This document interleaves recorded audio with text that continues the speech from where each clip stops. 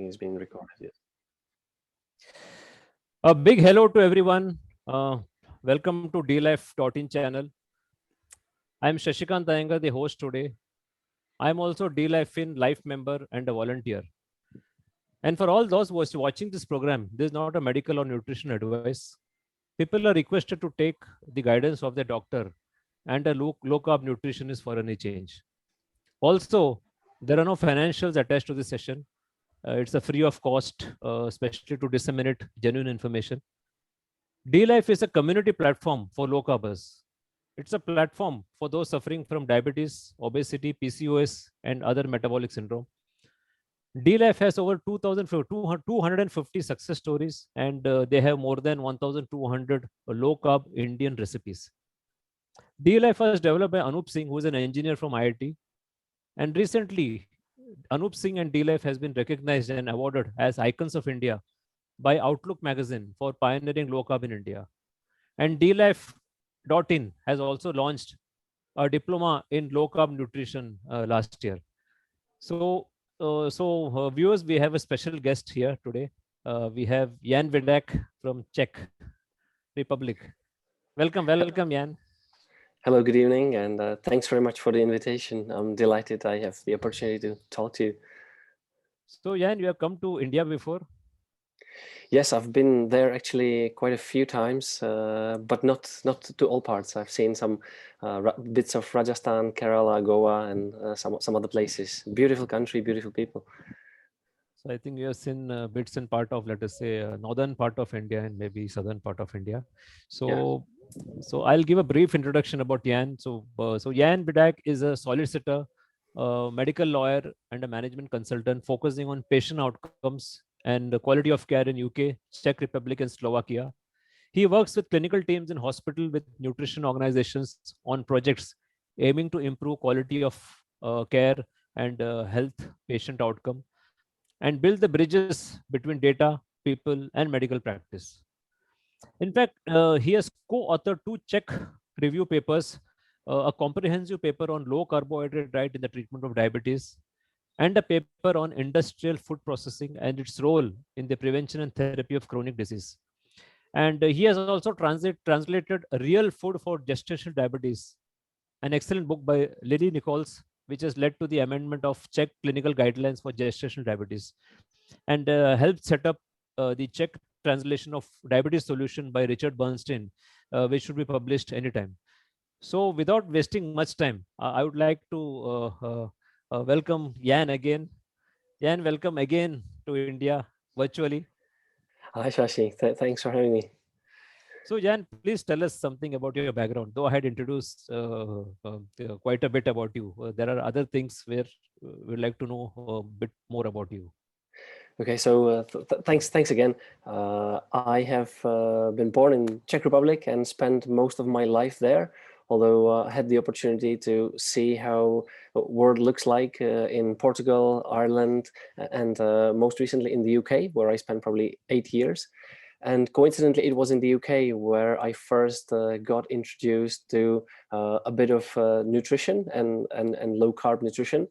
And between 2010 and maybe 2016, 17, when we left the UK, I was also following with great interest the sort of modern low carb wave in the UK and the public health collaboration works and many other interesting developments. So currently I'm based in Prague and I work with mostly nutrition companies, helping them to improve the way how they deliver nutrition advice, or also helping to educate both public and patients around methods of type 2 diabetes remission and sort of some of the available dietary options that patients can choose from. So that's basically what I have been doing in the past few years now. So it's very interesting to hear. And you also have a personal journey, I believe, with low carb. So can you tell us about that? That's right. I think it was probably in 1996, so some long time ago now, when I was first diagnosed with psoriasis and have been taking a lot of corticosteroid medications ever since. I think in roughly 2005, some additional corticoids came up to treat my lung issues, sort of asthma type problems. And these were the sort of health issues which led me to read with interest the book by Austrian physician Wolfgang Lutz, who wrote about low carbohydrate diets in the context of autoimmune diseases. And it sort of struck me that both asthma and psoriasis could have some autoimmune background. So after reading this book, I decided to give it a shot. Spent a few days at Imperial College Library just to look through some of the references that Wolfgang Lutz was putting forward, and all of a sudden it kind of made sense to me. So within probably 5 or 6 months of adopting a well-formulated low carbohydrate diet, I was off all meds. My psoriasis was in remission and basically stayed there ever since till now. Today, as we speak, no meds, no psoriasis, no asthma. So that has been my sort of introduction into the whole field of nutrition, to be honest. So I think that book which he has wrote is Life Without Bread, if I'm not mistaken. That's right. That's right. A Leben ohne Brot in German. Yeah. Very, very, very interesting. So do you think, before we go into the actual subject, this psoriasis thing, do you think it is related to some grains or something? Is it gluten intolerant? Is it related to grain, or is it just related to high carb? How is it? What do you think? So to be fair, I never really was able to pinpoint any specific trigger or cause in my own scenario, although I did adopt a gluten-free version of low carbohydrate diet. So it was a bit of a specific scenario in my case. But I think probably at around 2013-14, I picked up a tweet by Ted Naiman, who I never stopped following since, who made me aware of the links between psoriasis and insulin resistance or impaired glucose tolerance. And that kind of struck me because I think that paper from 2014 basically referred to psoriasis as a possible symptom of insulin resistance. So perhaps no matter how much sport I did all my life and no matter how healthy sort of my diet was, or so I thought, I may have developed a little bit of insulin resistance, perhaps even without being overweight or suffering from obesity. And maybe the diet that I adopted helped to improve some aspects of it. But that's just my speculation, really. I have never been able to pinpoint it, to be fair. I think that is very interesting again. We might think that psoriasis may be linked to certain intolerance, but you also again point out to something important, and that is insulin resistance. Again, this particular component is there in almost all the what is called as the modern chronic disease, probably which also includes psoriasis. So very, very interesting, Jan. So I think this is something which our viewers can take home. So there's a possible intolerance to certain foods as well as due to insulin resistance. So I think it's worthwhile. And so what I'm curious to know is what kind of dietary pattern traditionally did your country follow, and how is it now? I mean, is it also spoiled by this processed food, or how is it? So it's actually an interesting question. I have tried to dig into some of the literature around the traditional diet in Czech Kingdom, but I haven't really been able to come up with much.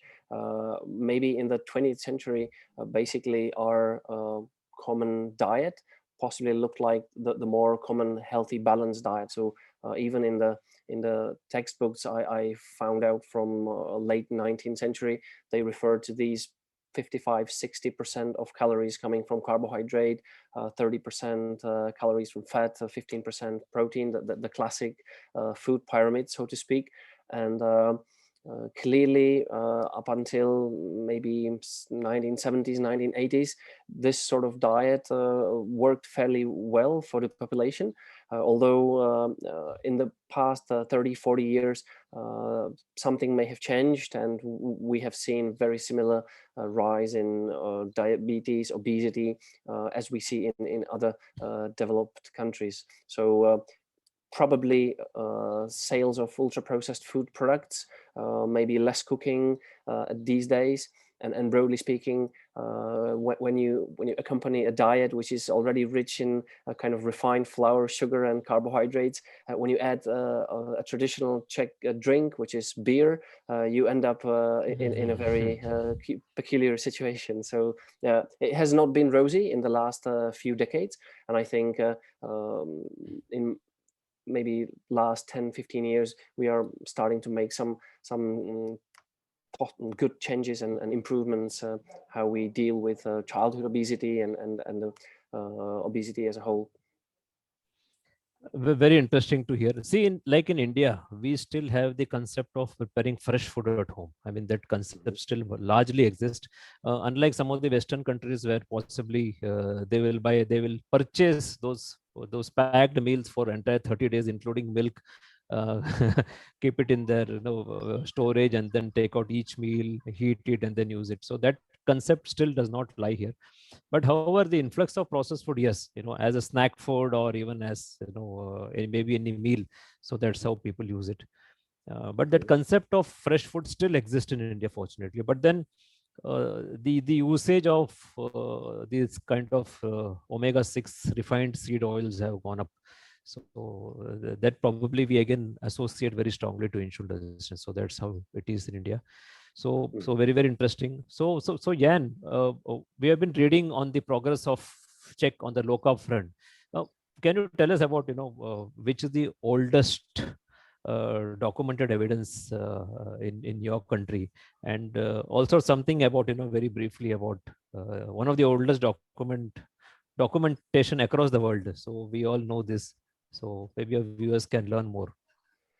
Sure. So I did look into our own Czechoslovak history in relation to ketogenic and low carbohydrate diets, and interestingly, as early as probably 1906 or 1909, a then famous Professor Tomayer, we have a hospital in Prague which is called Tomayer Hospital after him, wrote about this strict meat diet, which was quoted by John Rollo in his 1797 case series, where he mentioned specifically that those patients, I think he had 2 or 3 cases described, they adopted a sort of mostly animal food type diet, and by their standards of late 18th century, they basically were able to remove glucose from urine, hence improve their diabetes to the point of not being detectable. And so Professor Tomayer wrote about this strict meat diet, as he called it, in 1909, and explained that that's basically the only thing available to physicians to treat diabetes and perhaps obesity. And he described how that diet looked like for the Czech context or Czechoslovak context. Or strictly speaking, Czechoslovakia hasn't been born at the time, but a part of the Austro-Hungarian Empire, which became Czechoslovakia. And he described different meats and stews and eggs, dairy, and some vegetables.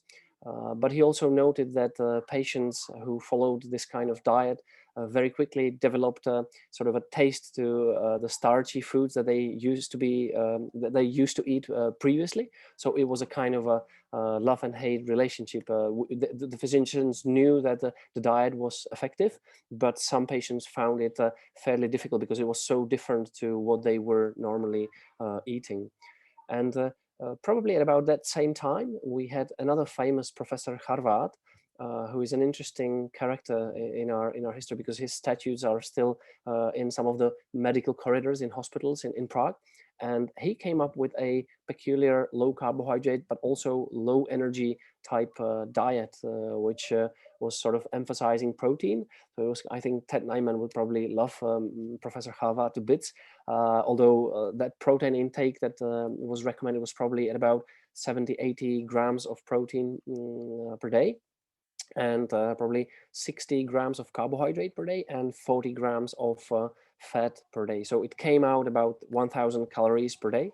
And Harvard diet was based on whole foods, so eggs, some beef, some milk and butter, and also a little bit of vegetable and fruit, as was commonly eaten in those days, clearly saw very good results in diabetes and obesity. And still in 2010, was considered one of the most effective weight loss diets ever produced in our country. So those were probably the beginnings of low carbohydrate type diets in Czechoslovakia. And still in sort of 1960s, 1970s, low carbohydrate diet was commonly used in therapy, but particularly in obesity and diabetes. But then came the sort of modern lower fat diet, and it was thought that the only thing you could do for your cardiovascular health was to adopt a low fat diet. So we kind of almost forgot about low carbohydrate diet mostly in our country, and it's only really in the last 10, 15, 20 years when low carbohydrate diet is sort of making a sort of return to Czech lands, to home, really. So that's a brief history from our perspective. And it's very interesting. I mean, we had, quite a number of personalities who were actually recommending a low carb, and everything is documented. And probably right. I know only about one of them, Professor Joseph, that's all. And the earlier one is something which you inform me. And so probably I will add it in my list of documentation. So if I am sure that I'll get it again from you. Because I myself have a collection of all the low carb history for the Right. last 200 years. Whatever I can pick up from the net or from all the thought leaders like you, I actually collect it and I put it in a PPT also. Oh, So fantastic. It's yeah, great that so, people have access to these documents, I think, because yeah. they're mostly forgotten. And I think I only discovered Rollo and some other publications thanks to Google and Microsoft, who keep scanning all these archived documents, paper documents. So it's a great thing that they also scanned all these fantastic nutrition-related documents. I mean, it's really interesting. I think for the viewers to know that the history of low carb is something like 200 years. So it is not a fad diet. Again, I'm Definitely. emphasizing for those who are watching this. So those who say that low carb is a fad diet, let me tell you that they are just purely ignorant because they are not really seen the history of low carb. In fact, even Ian has given a presentation on the history of low carb also. I think you had given in the World Nutrition Summit, where you had spoken about Rollo as well as all the other history. I think it is sprinkled, entire history is sprinkled with various doctors. In fact, I myself have read quite a few on this, so it's Uh-huh. including everything. It could be Atkins or whatever it is. So how is the progress of low carb in your country? Is it recognized uh, treatment for obesity and diabetes? How is it? So that's a great question. In fact, in 2016, after Lily Nichols published her book, Real Food for Gestational Diabetes at the time, um, some of the doctors involved in writing guidelines for gestational diabetes took notice, because it was effectively describing the option of low carbohydrate diets for women with gestational diabetes. And before 2016, it was recommended that Czech women with gestational diabetes should eat at least 200 or 250 grams of carbohydrates per day, because it was considered important to sort of avoid ketosis and avoid insufficient carbohydrate intake. Well, clearly, some of the evidence that Lily put forward in her book, and the way how she explained the physiology of low carbohydrate pregnancy made our medical doctors think hard. And basically, they, within a few weeks of reading this book, they have removed the minimum intake in pregnancy, and low carbohydrate option has become an option for women with gestational diabetes in the Czech Republic. But other than neurology, this is rather unusual, because for type 2 diabetes, type 1 diabetes, for pre-diabetes, we have a clinical guideline from 2012 which basically suggests the sort of classic caloric restricted low-fat diet, the heart healthy type diet, which was sort of recommended since 1977 across the world. And in addition, I think the developments in the early 2010 led to introduction of vegetarian diet as another option, because clearly there was sufficient evidence to suggest that this sort of well-formulated vegetarian diets were showing a bit of a better results compared to the classic low-fat diet. So those are the only two official options for patients with insulin resistance, pre-diabetes, type 2 diabetes, and type 1 diabetes. And I'm hoping that in the next few years, we will be able to sort of reflect on the more recent clinical trials and evidence and clinical guidelines elsewhere in the world. US, American Diabetes Association, Diabetes UK, even in Australia, Sweden, Iceland, where basically low carbohydrate diet is a full option for those who want to go that route. So that's basically where we are at this point. Not a great progress from a clinical guidelines perspective, but I think a great progress in terms of availability of quality information in Czech language. That has improved drastically, and also patients are much more aware of this option and keep asking their doctors what do they think, whether they could try that option, etc. So official progress not as overwhelming, but the practical progress, I think we have made great progress over the last 5-6 years. Very, very interesting. I think we all know that 2019 American Diabetes Association has included LCD and VLCD, that is low carb diet and very low carb diet, as a part of medical nutrition therapy. So it's an option for patients for type 2 diabetes. And we also know that in 2020, Diabetes Canada has included low CHO and very low CHO, that is low carbohydrate and very low carbohydrate diet. So they have gone one step ahead. So it's not only type 2, they're also recommending for type 1. So that's how it is. So I think we know these two big professional bodies who do recommend low carb diet as an option for the patients. We also have Diabetes Australia recommending low carb diet. However, the caveat which they mentioned is it has to be given for 6 months. So I wonder, it's quite a strange thing. Why 6 months? But let me say that people should adopt it for 6 months and stay that way, so they can stay away from the drugs. So that's how it is.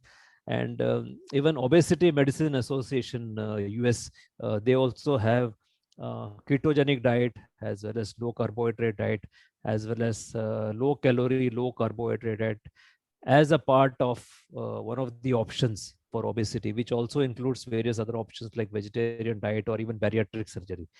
But the best part is they are given ketogenic and low carbohydrate diet as an option. So if people want, they can as well adopt that. So maybe your good work probably will maybe one day will force Czech diabetology to adopt or give at least low carb diet as an option probably. Well, I hope so. And some of the more recent signs are very promising. So we have one of the most elite pediatric hospital looking at diabetology patients, patients with type 1 diabetes. They currently run a small study on patients or children with type 1 diabetes who use low carbohydrate diets. They are collecting data on possible improvements on time in range and glycated hemoglobin, and looking at potential side effects. So clearly that there is great interest in various areas, and we have also seen some first sort of pilot projects in the sort of type 2 diabetes remission space.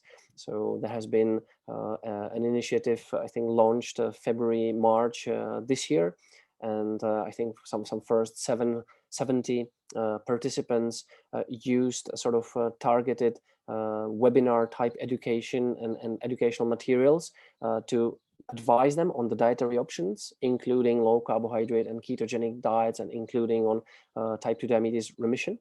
And quite a few of these people, maybe half of these people, saw very impressive results within 2-3 months of reading and understanding and adopting changes. So it's very promising, and I'm hoping that we will see more of this, and we'll see our sort of medical authorities reflect on some of these new findings and change our own clinical guidelines accordingly.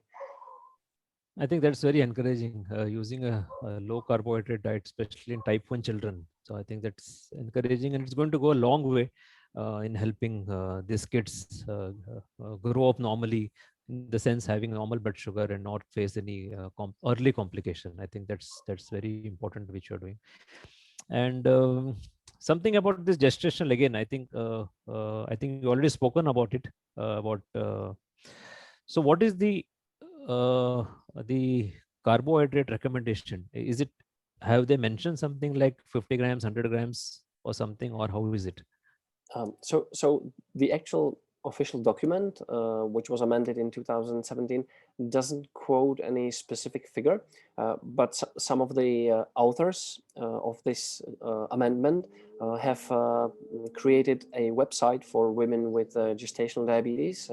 It's called Tehotenská cukrovka in Czech, .cz, and they describe how they approach this question in their hospital, so General Teaching Hospital in Prague. And I think they explicitly mention that whereas before it used to be at least 200 or 250 grams of carbohydrates per day, now it's a maximum. So as long as the woman is able to maintain decent glycemic control and the diet is sensible and contains nutritious, valuable foods, the carbohydrate intake could go or should go anywhere up to 200 grams of carbohydrate. But it also has another short paragraph which says that as long as fat and protein intake are sufficient, and of course sort of vegetable intake ensuring all the micronutrients, etc., there is no specific need to worry about carbohydrate intake. So it's a kind of a indirect sort of a stealth way of talking about low carbohydrate option without necessarily using these explosive words, low carbohydrate sort of pregnancy. I think that's a good point, at least, and they also emphasized on the adequate protein and fat, because ultimately pregnant lady will require a certain amount of energy which goes in, and it comes in form of fat and all the micronutrients. I think that's very encouraging. And Yes. please tell us about this organization, Nestle Zeno. I think you are associated with it, and what are all the good work they are doing? And personally, I know that this particular organization, they have gathered all the studies. So they made what last I have seen is they have as much as 200 studies on low carbohydrate diet, and which was tweeted, and that is in fact one of my pinned tweet for quite a long time. So that anyone seeing my profile will see that pinned tweet, and they will realize that there's an evidence-based nutrition pattern, because if there are 200 studies, it is not any less. But please tell us more about it.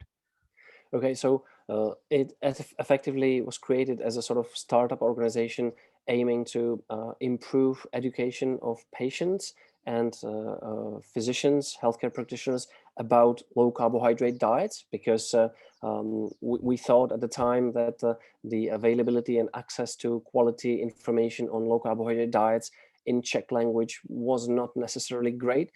You could find many sort of popular articles which had everything more or less upside down, and you couldn't quite make any sensible decision or change to your diet based on those information. So the main mission of that organization is to help patients with type 2 diabetes to achieve remission if they so wish, and also to help patients with type 1 diabetes to achieve normal or near normal glycemic control. And it basically covers a lot of ground around how low carbohydrate and ketogenic diets could help in achieving this. It's probably still in a very sort of early days, and we haven't been able to put forward all the sort of online materials that we hoped for, but at least there are quite a few pages where readers can find out the basics, what low carbohydrate diet is about, what are the major Czech papers on it for healthcare practitioners who might be interested in. Also some practical tips for patients or members of public who would like to give low carbohydrate diet a go, but it's also still pretty much work in progress. And we're hoping that maybe by the end of this year, some of the online educational courses along the lines of nutrition network type courses might be available. So that's where we are at the moment. I think that's very encouraging. So not only have you collated data, but I think if you're going to come out with some educational courses, that again is going to help your local community, and probably you can influence the guidelines also in future with such a huge database. Well, some of the informal feedback we get is that quite a few medical practitioners and dietitians and nutritionists are actually actively sending their patients to our website, and patients can read for themselves, but also the healthcare practitioners can find a lot of scientific literature there. As you mentioned, we have a list starting 1797 with John Rollo all the way up to 2020, papers by Verta Health and David Unwin. And we try to provide a short summary of what's going on in the low carb space elsewhere beyond our small little country. So hopefully this will all help when the new guidelines will be drafted. Do you also have a sort of team of nutritionists attached to it who can guide the patient? Is it do you have those, or? So at this point, not really. And we initially thought of Nestlé as a sort of online hub where patients and doctors can find information they need. But it's certainly one of the options going forward. If we pass the first milestone, we would definitely, if people are interested, consider this option as well, because clearly the interest into low carbohydrate diet and ketogenic diets is rising. So we'll see where that takes us. I think it's very interesting, and I think there's also a lesson for D life. Anup Singh, you can always think of putting a lot of studies on public domain which anyone can access. So there's a piece of learning we can take from Nestle's, that probably we can also make it that anyone from India, if they want to have any information on low carb, the publication, the studies, they should be able to hit D life. So Jan, I think that's a good idea which we have just picked up from you. So I think through going ahead, we should be able to make something like this. Now, some of the progress, Jan, which we have seen was one of the big pharmaceutical giant. They have published patient education material on ketogenic diet and low carb diet, that is Abbott. So it's really, again, probably it's a big success or a feather in your cap that you have been able to involve a pharmaceutical company. So from my point of view, how I know Abbott is this one company which is having CGM, Freestyle Libre, and they're also going to launch CKM, continuous ketone monitoring also. So That's that is right. also on the anvil. The studies are already, I think, published, and maybe they're going to launch it in some time. I don't know, maybe a year or so. So that's again of interest to all the ketogenic diet community, and they also have keto shakes available in US in certain countries. So please tell us about this particular aspect. How did you manage to convince a company to publish on ketogenic diet? So that was actually a very interesting project and experience. When I came back to Prague in 2016, I was able to link up with some of the people involved in nutrition, and I think it was probably 2019 when my phone rang, and there was this lady who heard about me and my work in nutrition, and she asked whether I would like to help them produce an A4 sheet for patients with diabetes as sort of an educational material.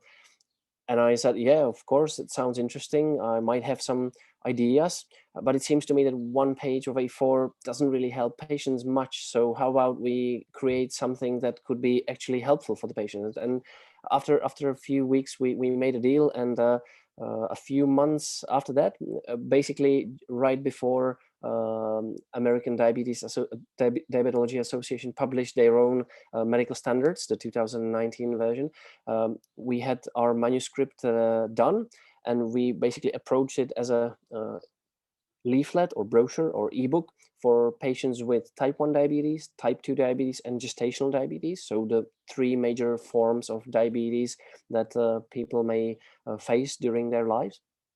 And we basically approached it as a menu of three major healthy eating options, the sort of healthy balance slash Mediterranean type diet, plant-based or whole food plant-based type vegetarian diet, and low carbohydrate and ketogenic diet. So these were the sort of three major healthy eating options in our view, and also in American Diabetes Association's view, as we later figured out.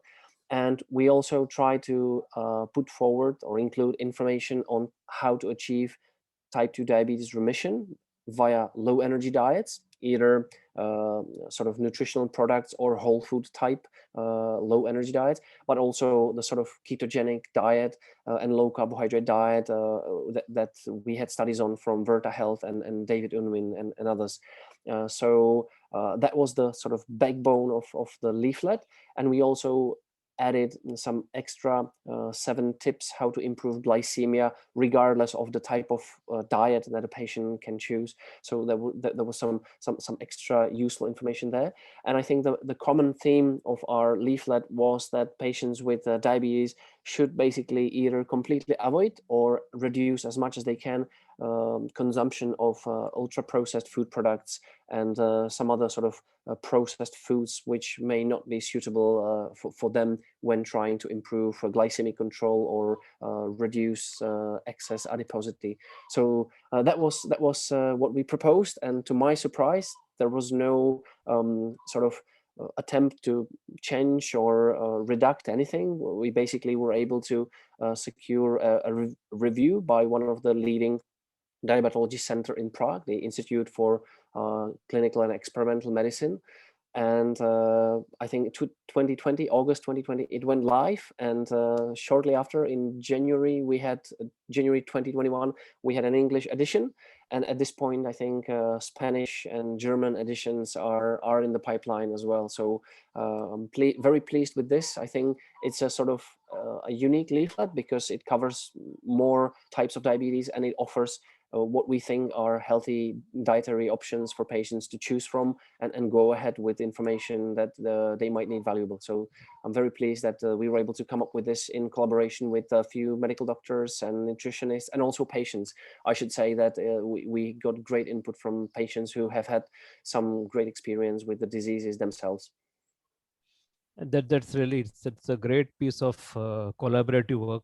And in fact, when you had tweeted and when I had also downloaded, I had sent to quite a number of people, including quite a lot of medical practitioners also, that such an option is available. So it's really wonderful. So I'm sure that maybe in some time you might have an official guideline also coming out.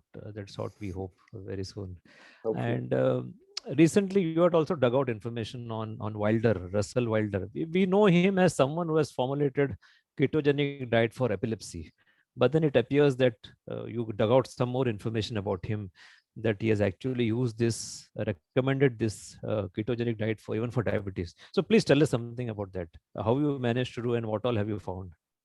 Okay, so I think anyone looking at ketogenic diets would sooner or later come up with Russell Wilder, who is credited with coming up with the idea of a potential therapeutic use of ketogenic diets in refractory epilepsy in children, which basically stems from his Mayo Clinic time in 1920s and his seminal paper in 1921, which is probably one of my most favorite medical papers ever, because I think it's only half a page long, and it basically describes his thinking for why ketogenic diets should have an effect on the course of epilepsy. A remarkable piece of document, but initially I couldn't quite get hold of the full text, so I ended up emailing Mayo Clinic Library and begging them to send me a PDF. So they went down to the cellar, took it out, brushed off the dust which was settling on the paper, and scanned it, and I host it on Nestlé these days. And when you read it carefully, he basically says, as has long been known, ketogenic diets have these sort of metabolic effects, producing ketonemia, etc. And I was thinking, well, as has long been known is a sort of a weird formulation to use in 1921, when I was doing my research in 2010, none of my medical doctors sort of were able to tell me about this option for either epilepsy or other chronic diseases. And so over time, I came across with more of his papers. In 1921, he published a very nice primer for diabetics, which was basically a guide for patients with diabetes on low carbohydrate diets. And it has been clear to me that he had extensive experience with low carbohydrate diets in diabetes and obesity, even before he had this great idea that it might have some use in epilepsy. And when I went into that rabbit hole, I realized that he spent some of his time at Vienna University, at the medical school at Vienna University in Austria. Interestingly, Wolfgang Lutz probably had the same professors and teachers. So he studied there 20 years after.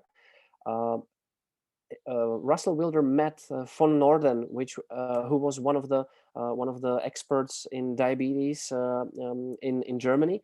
And von Norden is credited with using sort of oatmeal fix or oatmeal cure for diabetes, which included spells of very low to no carbohydrate, I think few days of no carbohydrate intake. And so it kind of all clicked, and I realized that Wilder actually first had experience and clinical success with this sort of diet in diabetes and obesity, and only that allowed him to have the vision to say, well, this may as well be very beneficial for patients with epilepsy. So it's twisted. It's the other way around that most people think, and that most medical paper that even I read have this story completely upside down.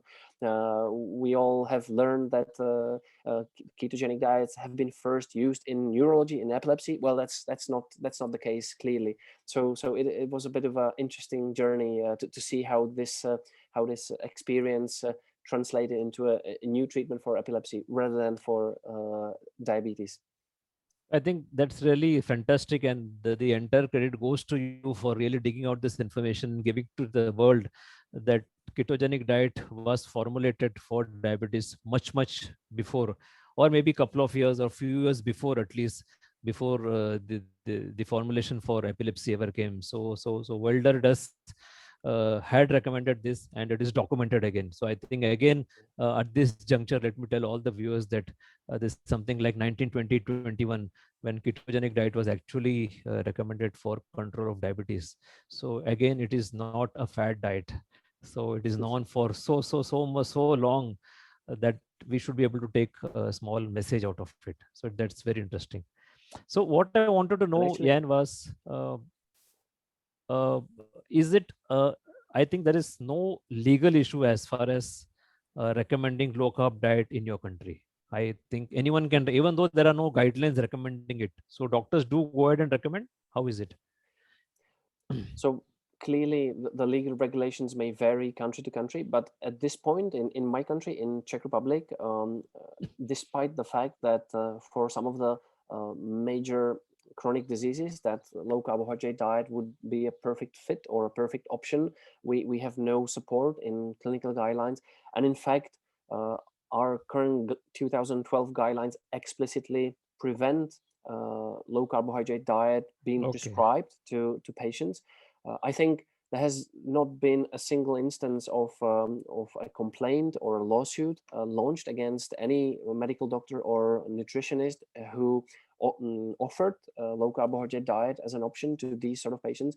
Clearly, in my view, there are some instances, and we are talking about the contraindications for the use of the more stricter ketogenic diet forms. Some issues around fat metabolism, some specific digestive issues around fat, porphyria, and there might be some few other contraindications quoted by I think some of the John Hopkins guys who are involved in ketogenic diets for epilepsy. So if it happens that patients get advised to use a ketogenic diet despite having one of these conditions, and something goes wrong, I think that would probably that could lead to a sort of medical negligence claim. But as far as we can see, in a routine practice, when these contraindications have been properly checked, when the patient has been informed about the known benefits as well as the possible sort of risks or unknowns and potential side effects, I think an informed patient can make an informed decision to adopt this kind of diet, and there is no apparent legal case against any healthcare practitioner who would mention this as a therapeutic option. Sorry. So from my perspective, I think it should be fine. We have obviously seen some high-profile cases: South Africa, Professor Tim Noakes, Gary Fettke in Australia or Tasmania. We've seen Annika Dahlqvist's case in Sweden. Thankfully, all these cases have been sort of dismissed in the end, although the personal burden and suffering inflicted upon these medical doctors have probably been enormous and unjustifiable. Thankfully, the authorities involved in these cases realized that there has been robust science supporting the use of low carbohydrate diet. So that's, I think those are promising examples, and hopefully no one will be ever sued in my country for offering low carbohydrate diet. That would be a day I don't want to live. I think, yeah, see, I think Professor Tim Noakes or Dr. Gary, it was more of, there was some certain lobbies behind them who took them to court. But in case of Annika Dahlqvist, I think it was, maybe some complaint was raised, but then the court had given her time, maybe a year or so to prove. And then with studies you could prove, and then it was just cleared. So I think among these three cases, the earliest one we known was Annika Dahlqvist, and she came out very clean with no issue. But I think Professor Gary and Dr. Fettke, yes, I think they have suffered in the hands of vested interest. So we hope that no other person undergoes so much issues. So anyway, what I wanted to know was, do you think are there any countries where there are very strongly against low carbohydrate diet? Is there any very strong? Do you think it is there? So I think, and it's my own perspective, over maybe the last 5-10 years, there has been a significant shift towards sort of introducing low carbohydrate diet as a decent option, mainly for patients who are obese and suffer from metabolic diseases such as type 2 diabetes, etc. So it more seems to me like we are sort of going back in time and introducing what we used to know produced good results. And I'm not aware these days of any country who would be, or which would be very hostile against that idea. We may see some sort of dietary wars and battles between various proponents of sort of plant-based or sort of low carbohydrate type diets, but I think a country as a whole, I can't see any country which would outright dismiss any of the benefits picked up by the clinical trials recently published. Maybe I'm too ignorant. Of course, it's another matter to amend the clinical guidelines and make it all official. But as a kind of national policy against low carbohydrate diets, which would be some sort of explicitly enforced and doctors sued or stripped of licenses, I'm hoping that that's not happening anywhere. But maybe I'm just not well informed. Fine. So last couple of questions. Why do you think, with so much evidence, still low carb is not widely accepted? What do you think is the possibility? Is it because of the vested interest industries behind that, or is it still ignorance which persists? What do you think could be the possible reason? So I do think that the medical training that most currently practicing healthcare practitioners went through, I do think that there may have been a bias against low carbohydrate and ketogenic diets. The standard response from your average medical doctor or nutritionist. Oh no, you can't go on a low carbohydrate because your brain needs glucose. You need to eat carbohydrates. Your liver will fail. Your kidneys will fail. There are sort of lots of sort of myths and legends which kind of still are in circulation in many people's minds, and I think it will take some time to reflect all these new clinical trials in the clinical guidelines, in medical textbooks, in the sort of overhaul of teaching at medical schools, and perhaps along with that there will be a greater emphasis on the role of lifestyle and diets and physical activity and sleep in the treatment of many chronic diseases, which I think still probably isn't as high profile as it should be these days.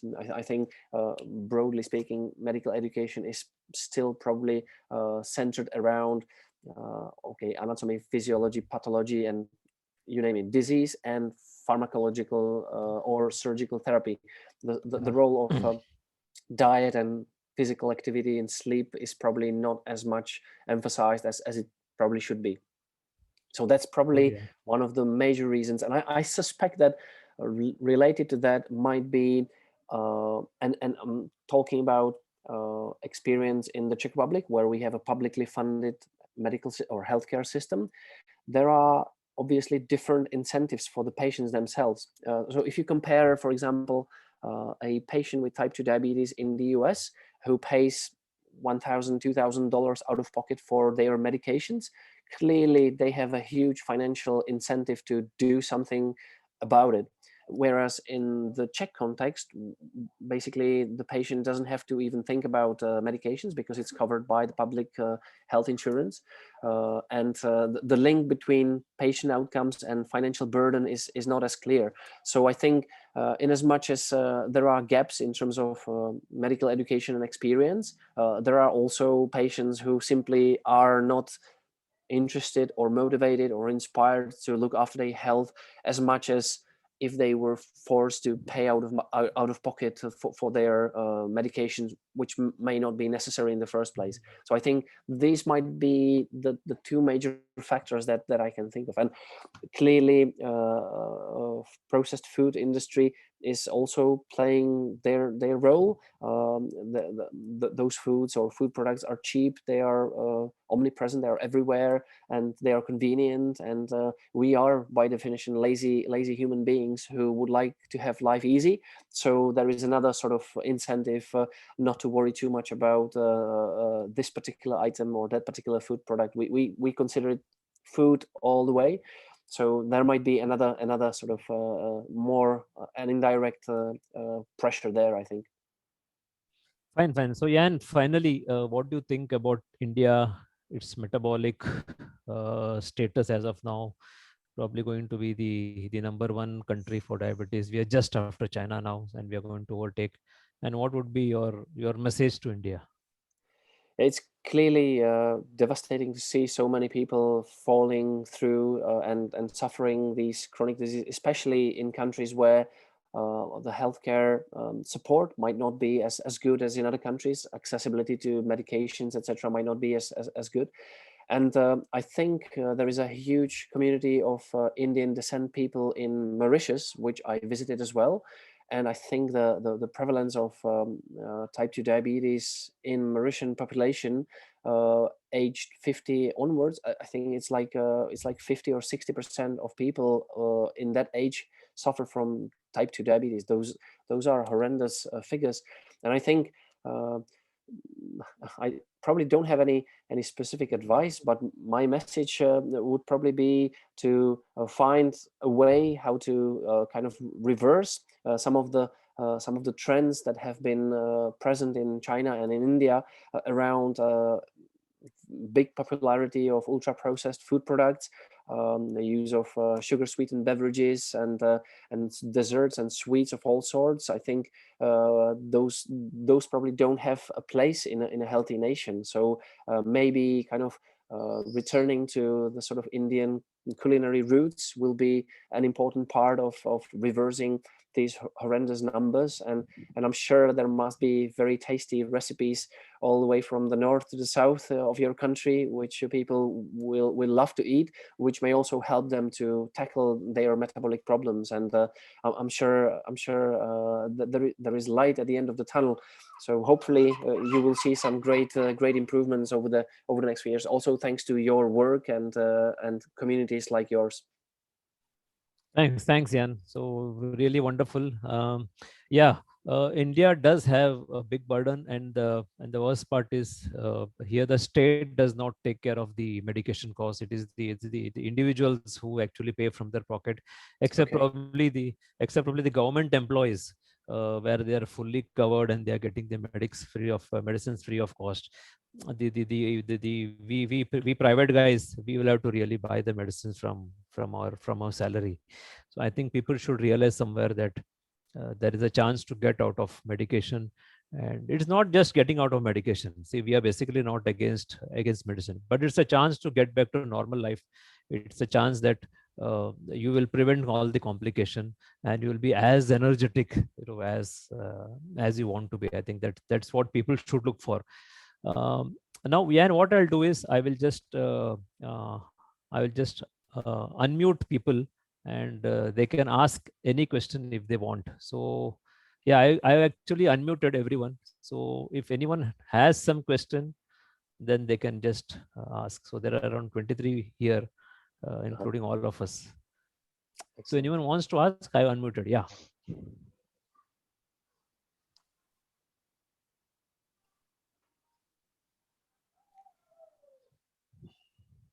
Anjali, you want to ask something?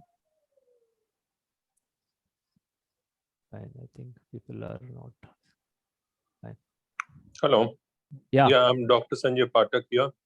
I had put a question saying that how safe this is in pregnancy, and how long to continue with this without any adverse effect to the body.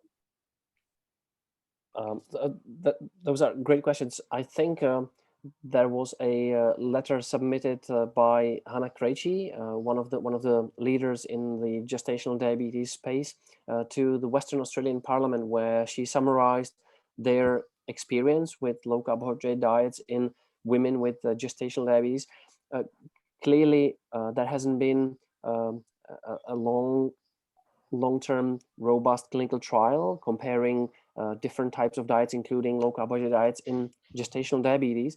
But from their experience, the women who opted for a sort of moderately low or even low or very low carbohydrate diet in pregnancy, they didn't see any complications to their pregnancy or to maternal or fetal health.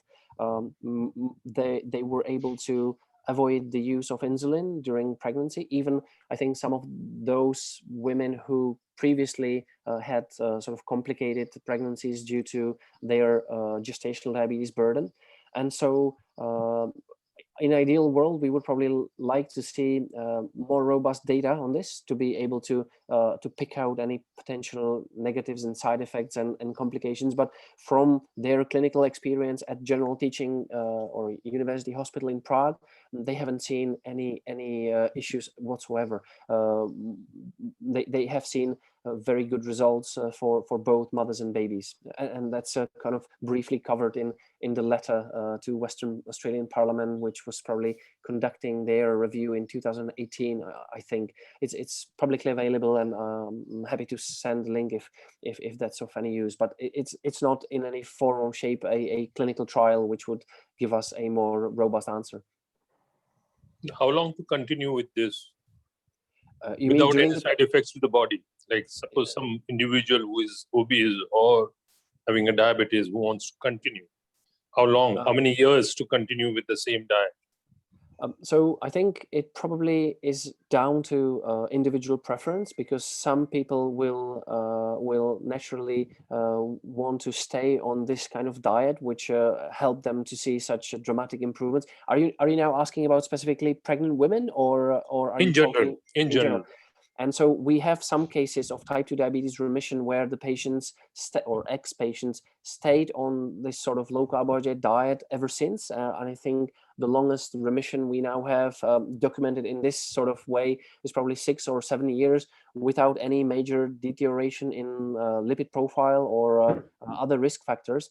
But I think people would generally be able to switch to any sort of diet which helps them maintain their body weight and their body composition. So it's not like a life term.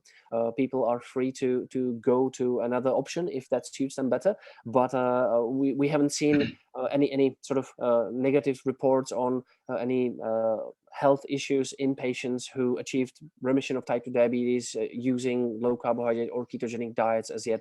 And it broadly matches the sort of 2 years data from Virta, where we can't see any major health issues either. But yeah, that's arguably not long enough data, and hopefully we'll see, I think 5 years data from Virta are in the pipeline, or 4.5 years. I'm not too sure. It should come out later this year.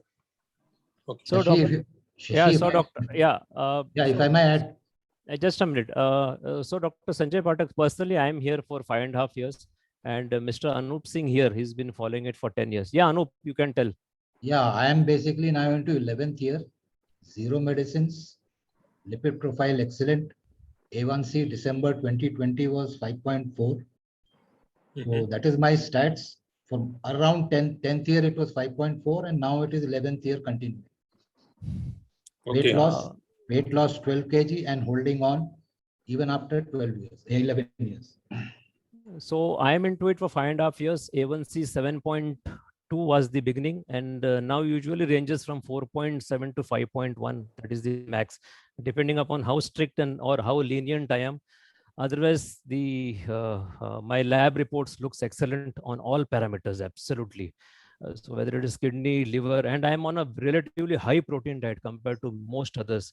I may be on something like 2.2 gram per kg body weight compared to many other people, and absolutely kidney is functioning remarkably well. Absolutely. I'm a pediatrician. I just want to know about the kids who are little obese and whom I want to put them on ketogenic diet. You can put them on a low carb diet. Yeah, I just want to know that the effect on the growth. It will be excellent, doc, because generally what we recommend protein. for, little higher protein. If you read Dr. Bernstein's book, who is a type 1 diabetic and who treats type 1 kids also, he recommends 2.3 gram per kg body weight for all children, and they are doing remarkably well. How do you maintain in a vegetarian diet? Yeah, you'll have to be more dairy based because that is how. But then paneer, that's it. Otherwise, there is nothing else because you are paneer, curds, cheese. That's so it. That is paneer. How it is. Basically, paneer, is curds, cheese, curds, cheese, and maybe nuts. Nuts like almonds does have a little higher protein. And maybe for children, yes, if they are not diabetic, absolutely no issue. Pulses, they can be on pulses, absolutely. And interestingly, there are actually, I think, 2 or 3 trials looking specifically at obese children and the use of ketogenic diet, which was calorically not restricted. So the sort of similar approach to the sort of other ad libitum type low carbohydrate diets. And I came across with them when preparing a sort of preventative strategy for a region in Slovakia. So happy to send those. I think they looked at the growth as well, and basically they couldn't see any sort of negative adverse effects on growth as long as the diet was sort of decently formulated. I think there are some genuine concerns about sort of the epilepsy style strict ketogenic diets, which were calorically restricted as well as fairly low in protein, and that there may have been some growth issues for sure, although probably difficult to check whether some of it may have been due to medications that these children were on for previous months. But definitely an issue in epilepsy. I think in obesity, some of the trials suggest that at least in short term, there shouldn't be any direct side effects stemming from a well-formulated low carbohydrate or ketogenic diet. So I think Dr. Sanjay, the thing is, they need not be on the classical ketogenic diet, which is around 80% fat or so. Absolutely. They can be on a lower, what they call as lower carbohydrate diet. Just cut off the processed food, let them take homemade food, and let them reduce. I'm not telling 0 grain. Let them take some grains. but let them add little more protein and they will do remarkably well. Just get them off this Coke, pizza, pasta, burger. In fact, doc, there was a study done by Nair Hospital somewhere in 2006 or 16, I don't recall, where they found that then half the kids in South Mumbai had fatty liver, and even among them half had actual liver fibrosis, which is just terrible. And this is due to the influx of processed food. So they need not be on ketogenic diet. They can be on a lower carbohydrate diet. Just add more protein, cut off all the processed food, and they will actually gain a good weight. Yeah, that's what I just wanted to ask you about the cheat days. How many cheat days in a week are allowed?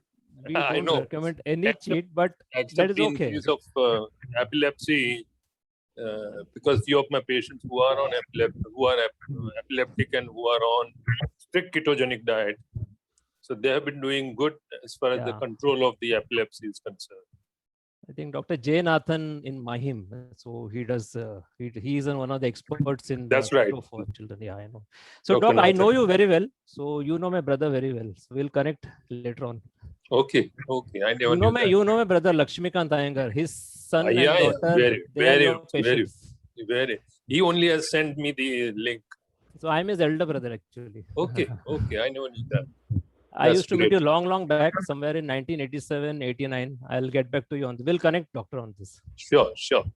Okay then. Thanks. That's all over? No, any more? If you have any more questions, you can ask. No, Absolutely. I do not. Whatever I had, I just was. So any more questions? Anjali, you want to ask anything?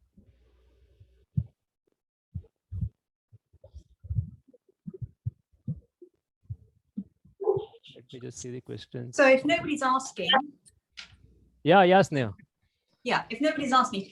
Jan, fascinating insight into your both personal and professional journeys. One thing I was very curious about, because it all seems to be rolling quite nicely and, rolling forward. What is the one thing that you found most resistance against? One element, and from whom and why? And you are basically asking sort of the biggest argument against the low carbohydrate diets. Am I understanding correctly? Yes. So I think from Czech perspective, I think there is a very popular argument these days, which is grounded in the now famous or infamous, depending on how you see it, Seidelman 2018 observational study looking at people reporting various carbohydrate intakes and finding that those who consume lowest amounts of carbohydrates have the highest mortality. So one of the most common arguments you can hear in Czech media these days from those who are opposed to clinical use of therapeutic carbohydrate restriction is that, oh yeah, sure, ketogenic diet, go ahead, you will be leaner, more beautiful, but you will die earlier. And that's sort of a message which comes back from different media channels almost regularly, and it has been quite a challenge to put some context to this statement, to explain that it's not the famous Lancet journal, but Lancet Public Health, a rather different beast, and that the study itself had some important limitations quoted by the authors of Seidelman 2018.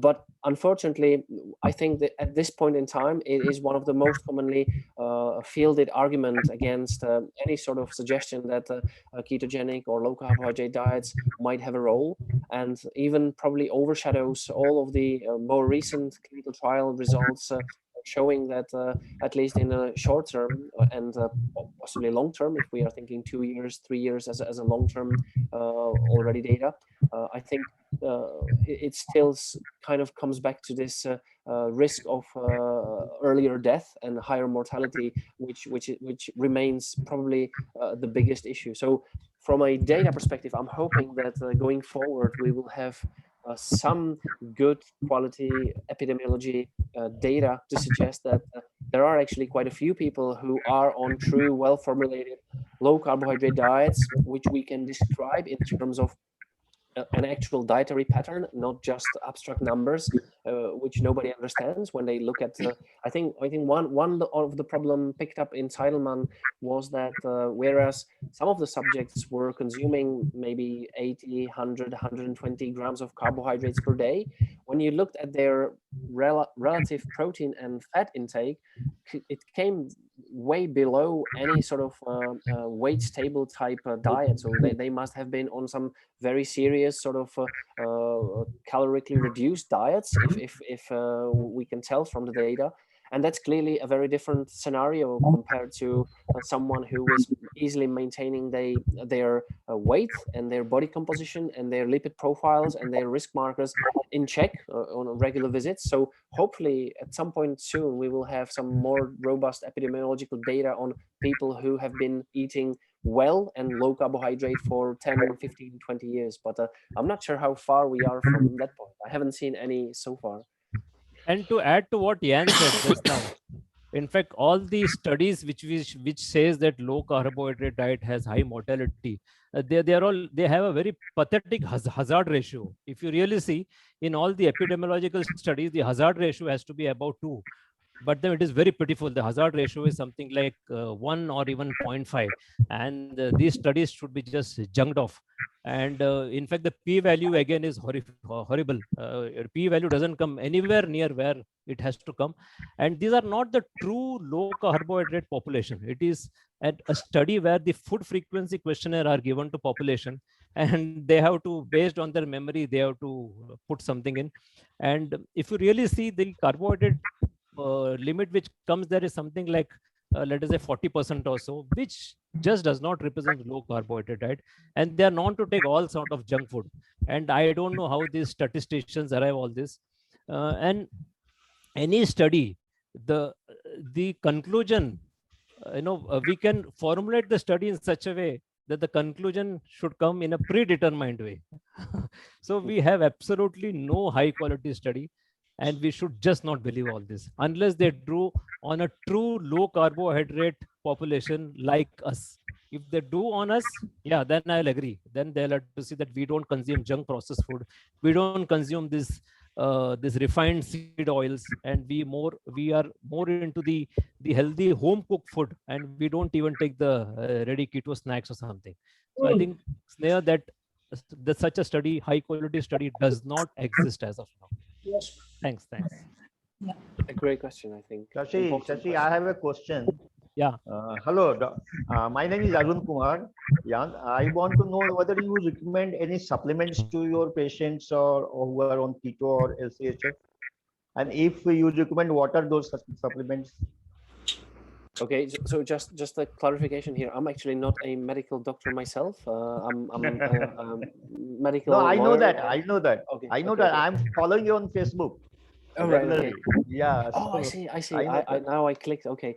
Yeah. So to cut long story short, I don't think supplements for general population eating a well-formulated low carbohydrate diet would be necessary unless there is any sort of underlying deficiency.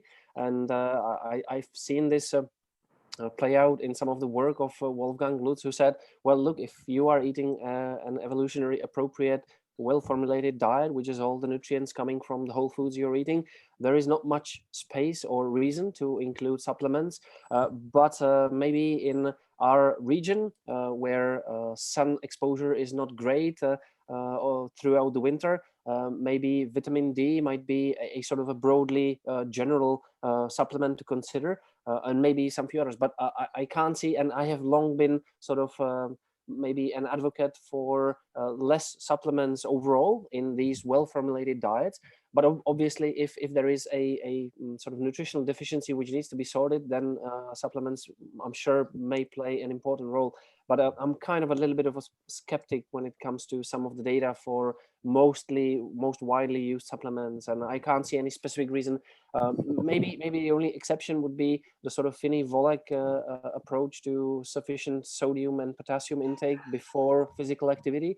But other than that, I must say I'm not taking supplements myself, but not suggesting that no one should. But I haven't seen any robust data or reason to use supplements simply because people are on a low carbohydrate diet. Okay, thank you. Okay, you're welcome. Any more questions? Preeti, Yeah, I just want to know. Yeah, doctor. Yeah, I wanted to know that some of the agencies who have been supplying this ketogenic diet or low carb diet, how good or bad it is. In Indian perspective. Yeah, in the Indian perspective, because in Bombay there are plenty of agencies who have been supplying. Yeah. See, there is, I know like I don't want to name them. They do supply those. And they charge heavily also. Yeah, see, we really see, first of all, the kind of understanding they have is very poor. Literally, most of them. What we really analyze, and they again sell a lot of some of those processed food and all, which we really don't advocate. They will sell that you take this low carb bread and all. So we really don't know what they mix. So it is supposed to be made from almond flour, but we don't know what all they mix. So we really don't know. So actually, most of this, and that we don't know whether it will give you the adequate protein. See, the kind of low carb diet or the keto which a general population for obesity and diabetes needs to follow is something which has to be properly formulated as far as the protein is concerned. But what they will do is they will not have the protein perspective in mind, and then after some time people might lose weight, but then they are going to lose their lean body mass. So we recommend that you need to really consult a qualified low carb nutritionist, and the formulation has to be made very individually. It really varies from person to person due to the taste and due to the cultural habits. Because in Mumbai itself, we have all the possible communities here. So right from north, east, south, west. So everyone taste preference changes, their food preference changes. So you really need to consult a low carb nutrition rather than going by this online, which we really don't advocate. Are there any booklets or books available which would guide?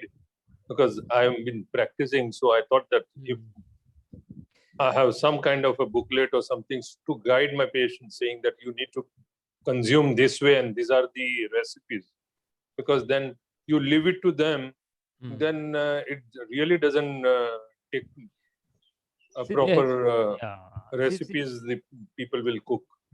See, Dr. Sanjay Pathak, what I really invite you to D-Life. You can just join D-Life, and Anup Singh will give you access, and you will see there are a lot of dishes there. Maybe you can recommend some of them, some of your obese patients to join D-Life, and then there are a lot of experts here. We have certain low carb nutritionists on board, and we also have certain doctors on board who will be able to guide. And we have a lot of years experience to understand that what all should be given and what all should not be given. Absolutely. And we will help them tailor make so that they will lose their obesity without any, they don't need to go absolutely on those classical ketogenic diet. Absolutely. It has to be enjoyable for them. That's right. I'll send you the link, doctor, so you can just join. Okay. Thank you so much.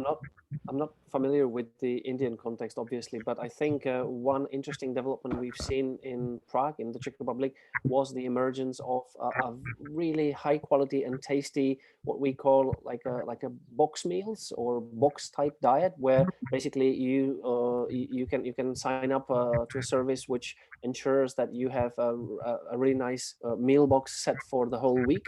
And I think this is particularly useful for, especially for those groups of patients who are not in a position to immediately start cooking, or they have no means to secure food.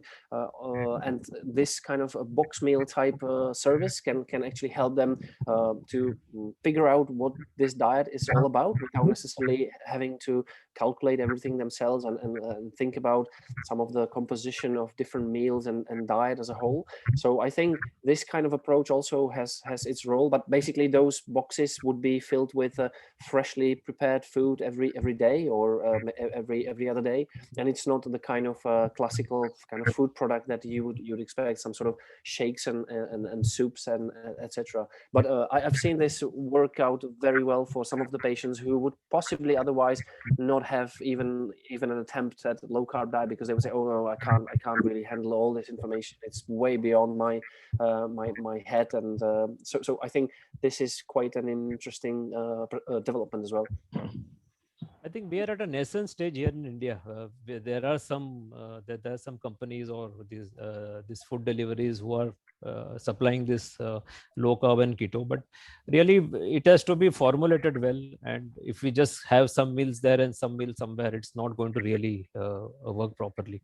I think we still need some development in this space, and I'm sure that a couple of my friends have actually proposed a similar way, that we will come out with this meal delivery system, breakfast, lunch, dinner, or breakfast, dinner, or whatever it is, and then give the entire nutritional perspective, the entire nutritional plan, including what will be the intake of protein, fat, carbohydrate, including the micronutrients. I think that's where it will be a winner if people can really give a perspective of what will be the micronutrient intake, and that itself will ensure that we have a healthy diet. Otherwise, having sporadic here and there will not really work. I agree. So I had one question, Shashi. Yeah. Jan and Anup and whoever else, just based on my limited experience in this world, in the low carb ketogenic world, and diabetes reversal and obesity, I find that the marker that you're checked against is the A1C. And the A1C, though, comes much later on, once you kind of get to a diabetic stage, okay? When we know that insulin resistance is actually a marker which can tell you much before you get to the A1C stage, which can tell you whether you're going to be a pre-diabetic. It can certainly point to your obesity marker, okay, definitely point to diabetic. Why is it that we do not, as a matter of course, have a fasting insulin test done as opposed to an A1C? A1C is much later down the line. And I say this because I am working with a number of young people, and it's really very difficult to convince them. I know because of their weight and the way that they look, that there is insulin resistance, but it's very difficult to convince them or their GPs to give them a fasting insulin test, which could tell us where they are, but they wait for the A1C. Why is that? See, Sneha, first of all, the very concept of insulin resistance is not very clear, and no one knows that we have to measure fasting insulin, and no one really knows what to do with it. What will you do with it? Now, let me tell you one case. My friend in Hyderabad, Jan, this will be very interesting to you. I think you also saw the tweet of mine. He was suffering from blood pressure. He's slightly obese, and I told him to measure a few things. His HbA1c came as 4.9. So seeing 4.9, anyone will say, go ahead, you are not diabetic, go and enjoy some sweet. But let me tell you, his fasting insulin was 34. So a lab value gives something like between, let us say, 2 to 25 is normal, but that is atrociously very high. Your fasting insulin has to be 6 and below. Anything above that, it means you are into insulin resistant state, and you may be getting diabetes anywhere between the next few years. It could be anything between next 1 to 3 to 5 to 15 years. In fact, if you really know about Kraft, Dr. Joseph Kraft, who was a pathologist and who has done a measurement of almost around 34,000 or something, or 17,000. And he has come out with this Kraft pattern. So seeing this pattern, he will be able to predict when will this person get diabetes, because your insulin goes up first, and then your blood sugar goes up later on, and then blood sugar goes up further and insulin comes down. But we really don't know, and this remains a little enigmatic as to why we are not adopted this. But however, this friend I told him that, first of all, your cause of blood pressure is not stress or anything. It is this elevated insulin level, which is responsible for his elevated blood pressure. And he has to get that under control. And let me tell you, this is just a matter of few weeks.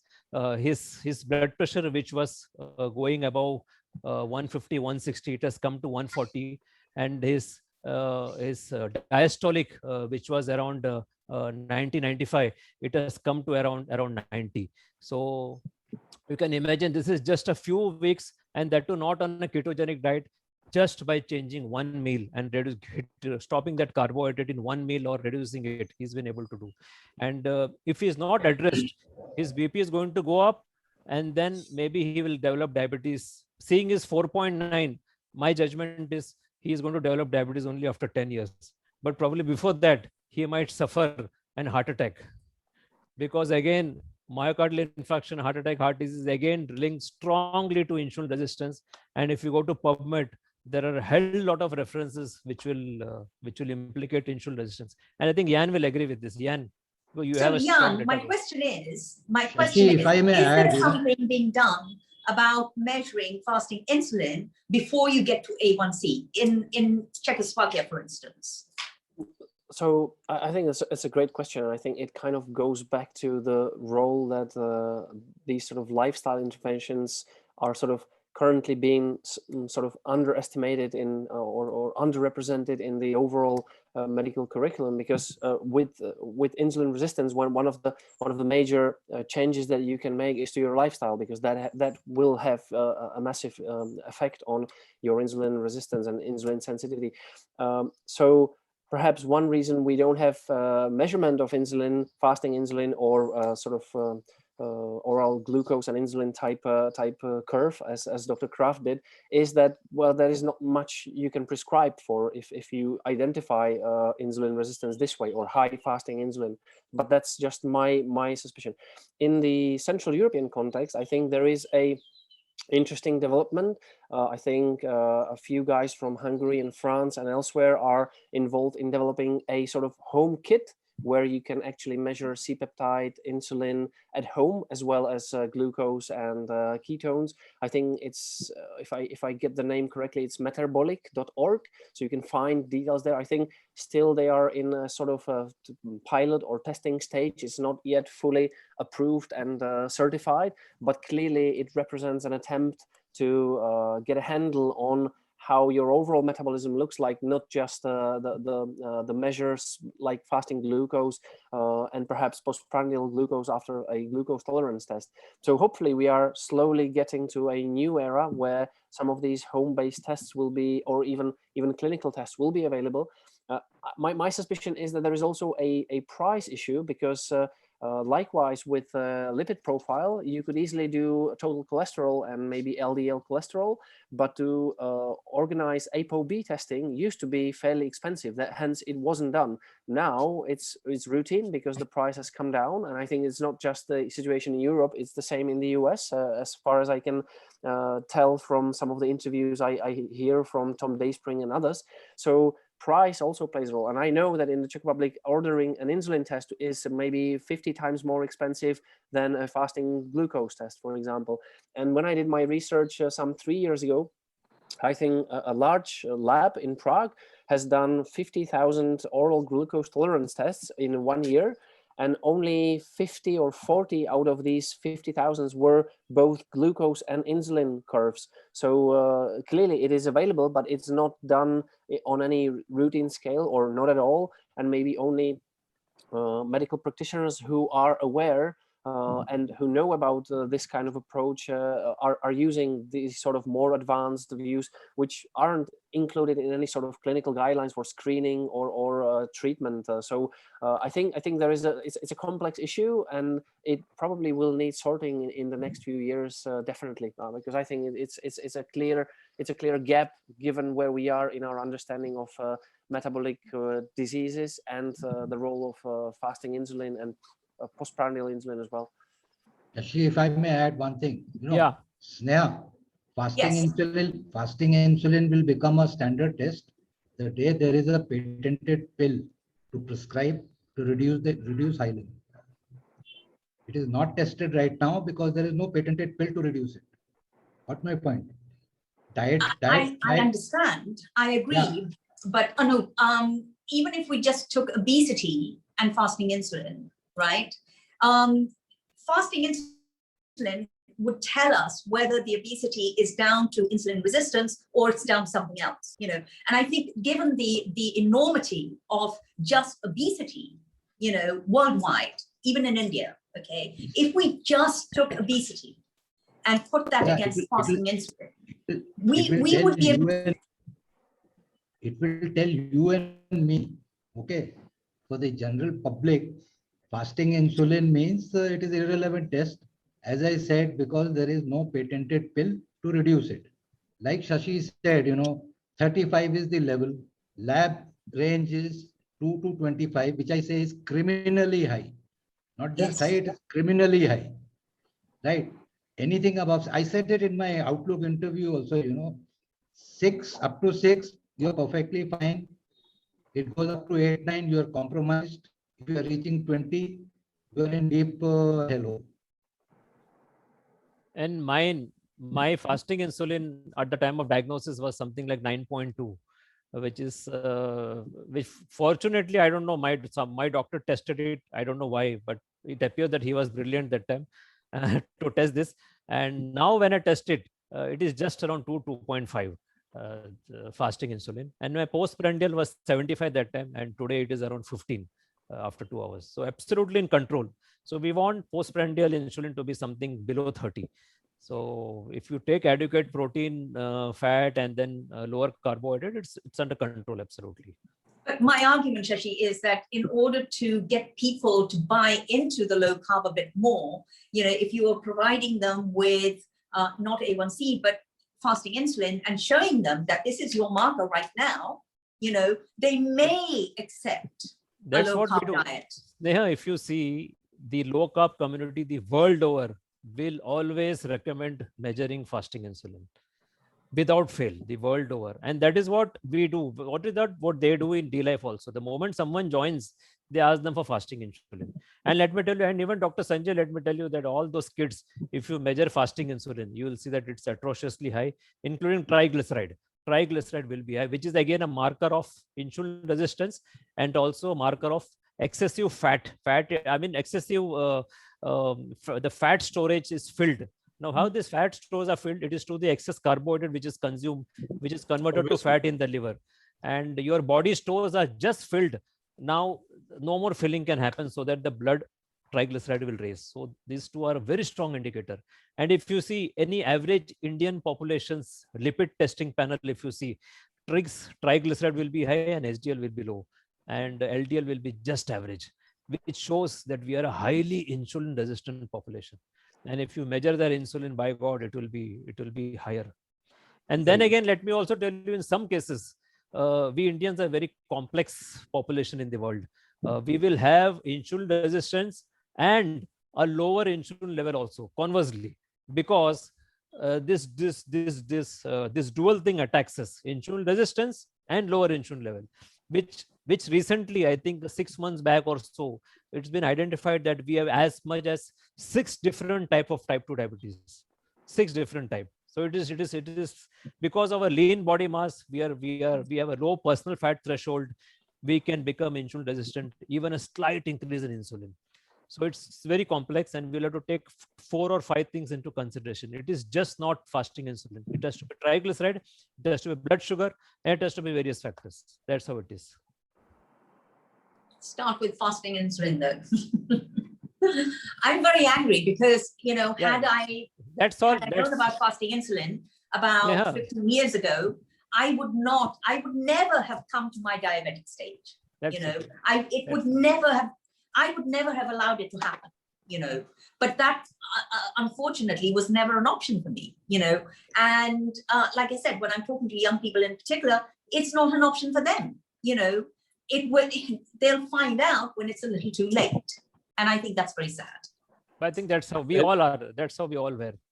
And the majority of the doctors also don't recommend. That's another They thing. don't know, because I have personally discussed this with many physicians and even diabetologists, but people don't know what to do with. They think it's something academic, why we should measure. Unfortunately, I think people True. should read Joseph Kraft's book, Diabetes Epidemic and You. That's a beautiful book, and if anyone reads, they will get convinced.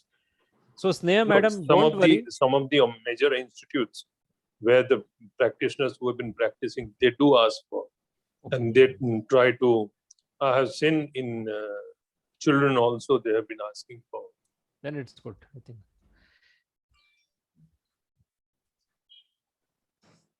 So any more And the questions? lack of exercise, which is also there in India. Yeah, that is compounded. That is always there. But I think, as we say, when it comes to the Pareto factor, it is diet. 80% is diet, 20% is all the other factors. It's Pareto. So you can see that I am lean and I hardly exercise. Maybe just half an hour home exercise I do, but that's all. True. Yeah. Fine. So thank you very much. And I think it's already 1.5 hours, and we have kept Dr. Jan here. We have kept Jan Vyjidak here. So I think you have certain other priorities, then you'll have to attend. And on behalf of D-Life, on behalf of India, I really thank Jan Vyjidak for sparing this 1.5 hours and coming and sparing your knowledge with us. Thanks, Jan. Thank you very much.